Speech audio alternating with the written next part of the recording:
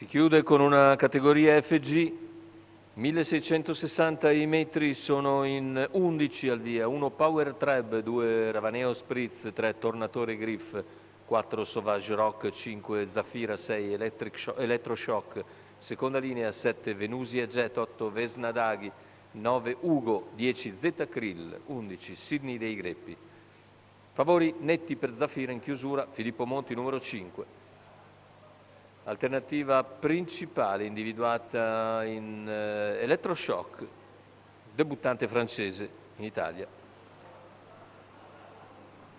che parte comunque con circospezione, mentre è velocissima Zafira, che va a condurre nei confronti di Tornatore Griff. Più indietro è Power Treb.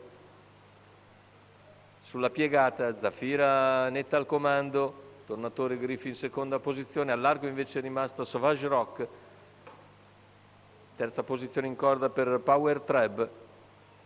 Primi 200 in 15,2, ora vediamo che Sauvage Rock, numero 8 Vesna Daghi, squalificato. La leader, intanto 31 per i primi 400 metri di gara. Al largo c'è anche Z Krill che ha preso la scia di Sauvage Rock. Zafira intanto cerca di moderare l'andatura. Al largo anche Electroshock, 47,4 per i 600 iniziali, con leader la favorita Zafira. Dopo 700 metri di gara si trascina Tornatore Griff e Power Treb, gli 800 se ne vanno in 1,3, mentre c'è la terza ruota ora da parte di Z Krill. Z Krill sopravanza Sauvage Rock, difficoltà. Intanto anche Electroshock che avanza in corsie esterne, va ad avvicinare a 600 dalla conclusione dopo 1 chilometro in 1,19. La leader Zafira, 500 al palo, con Zafira ed Electroshock vicini, poi Tornatore Griff. Zafira ora allunga con decisione, Electroshock cala. Zafira in piena velocità sull'ultima curva, prende una quindicina di metri sui rivali.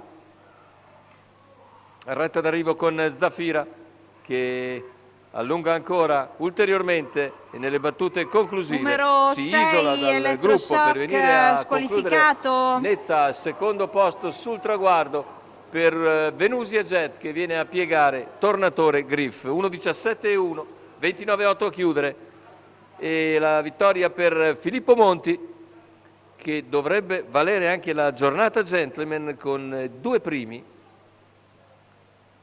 un secondo e un terzo, se non andiamo errati, contro i 2 primi e un secondo di Matteo Zaccherini.